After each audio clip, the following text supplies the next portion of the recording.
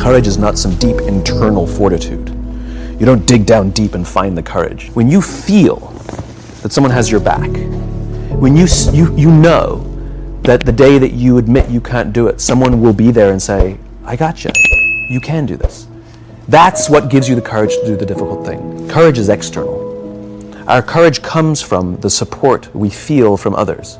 It's the relationships that we foster. It's the people around us who love us and care about us and believe in us. And when we have those relationships, we will find the courage to do the right thing. Those relationships that we foster over the course of a lifetime will not only make us into the leaders we need to be and hope we can be, but they'll often save your life.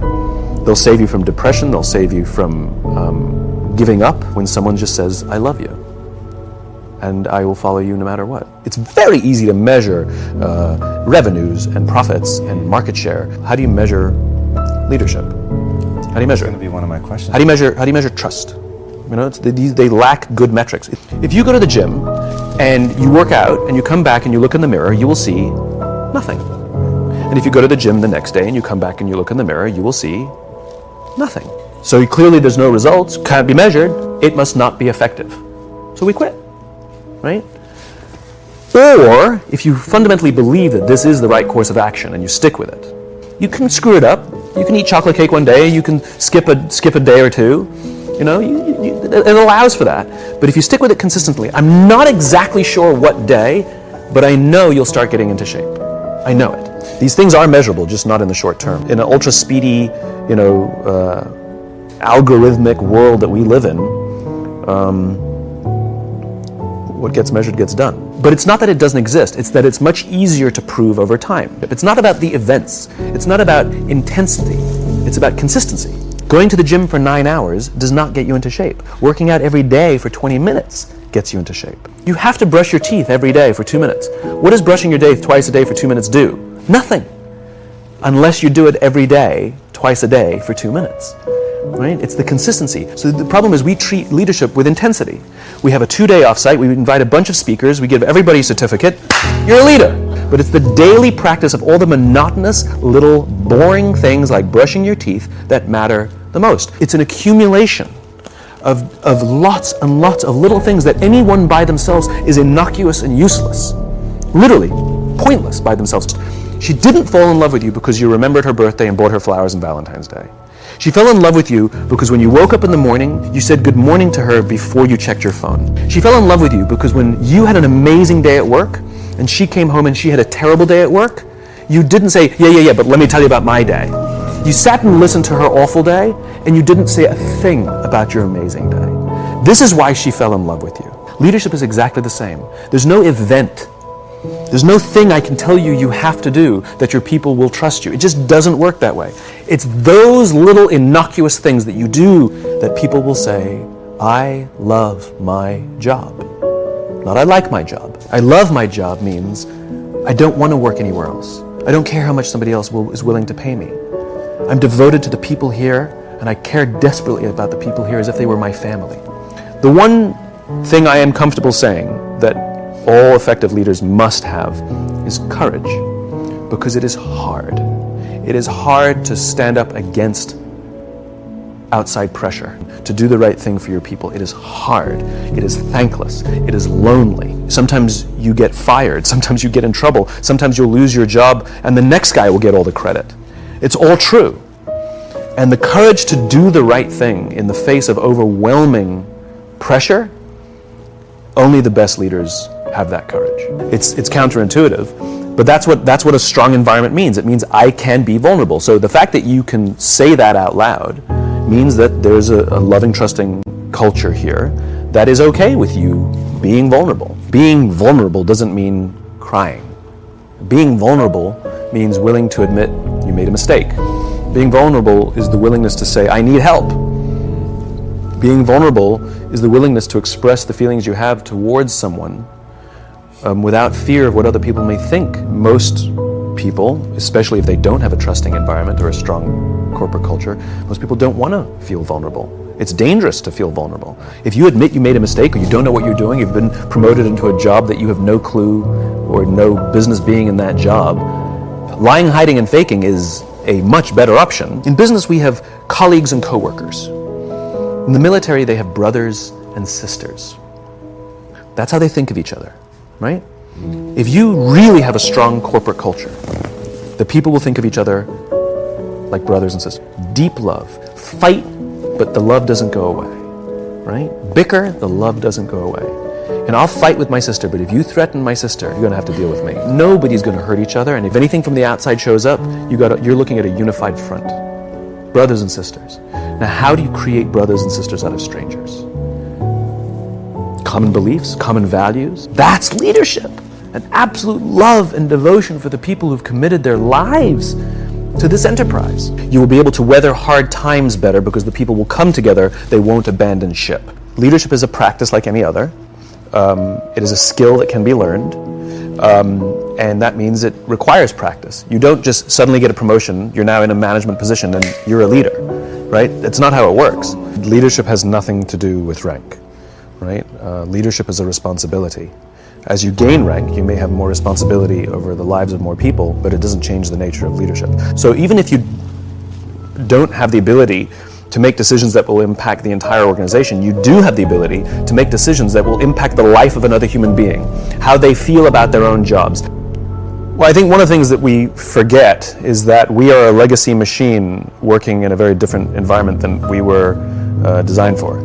We lived in populations that were never bigger than about 150 people for 40,000 of the 50,000 years that we've lived on this planet. And in other words, we're not made for this. Which means all the rules of being human are exactly the same as they used to be when we were living in populations of about 150. Our very survival depends on our ability to cooperate and trust with the people that we live or work with. The fact of the matter is we are social animals, and we respond to the environments we're in, always. You can take a good person and put them in a bad environment, and that person will do bad things.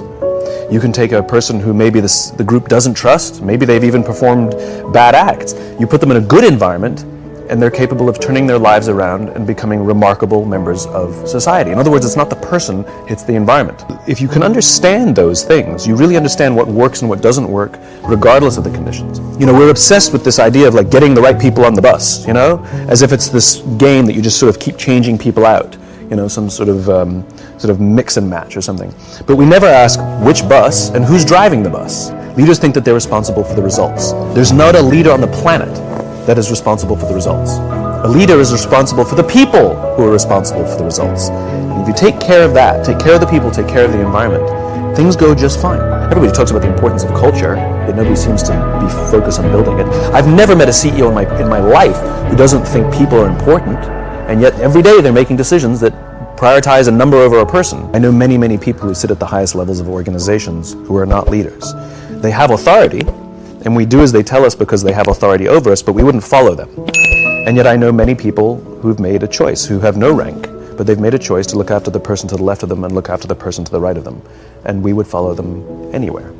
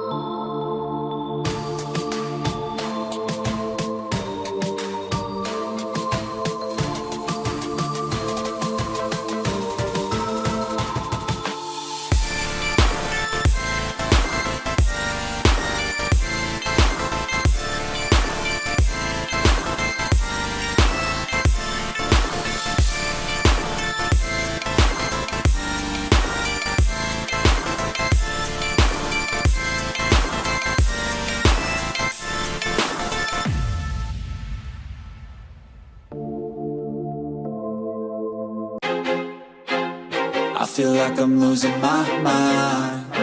Is everybody in the world blind? Please, Lord, give me a sign, a sign. I feel like I'm losing my mind. Is everybody in the world blind? Please, Lord, give me a sign, a sign. I wanna be the greatest. Everybody on the fake shit. I look around and feel like everybody is the fakest. I make this every day and I'm impatient, hoping one day I blow up from the basement. Statement, the top is so vacant. I don't hear shit that I think is amazing. Waiting for my day when I'm playing sold out shows for 1,000 faces. Hey, give me that crown, get in my way and to be put down. It ain't your place, all this my town. If I want that shit, then I'll get it right now. I'm losing it, the noose it fits. I'm losing shit, a stupid myth. You choose to live or choose to dip. You choose to fight or lose your grip and lose a gift. I feel like I'm losing my mind. Is everybody in the world blind?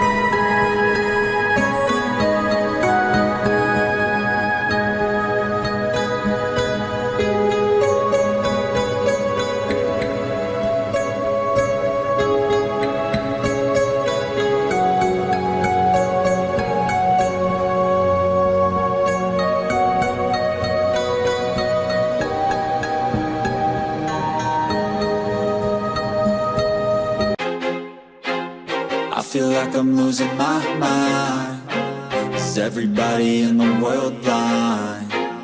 Please, Lord, give me a sign, a sign. I feel like I'm losing my mind. Is everybody in the world blind? Please, Lord, give me a sign, a sign. I wanna be the greatest. Everybody on the fake shit. I look around and feel like everybody is the fakest. I make this every day and I'm impatient, hoping one day I blow up from the basement. Statement, the top is so vacant. I don't hear shit that I think is amazing. Waiting for my day when I'm playing sold out shows for 1,000 faces. Hey, give me that crown, get in my way and to be put down. It ain't your place, all this my town. If I want that shit, then I'll get it right now. I'm losing it, the noose it fits. I'm losing shit, a stupid myth. You choose to live or choose to dip. You choose to fight or lose your grip and lose a gift. I feel like I'm losing my mind. Is everybody in the world blind? Please, Lord, give me a sign, a sign. I feel like I'm losing my mind. Is everybody in the world blind? Please, Lord, give me a sign, a sign. Yeah. There's no mercy in this world, just hunger-thirsty persons in different versions. Each new update, that shit worsens. Why? Pull back the curtain and you'll see the different vermin. We all have different burdens that all seem to cause disturbance. Yo, so do me a favor, don't treat me like a neighbor. Don't need the different flavors of your problems just to savor.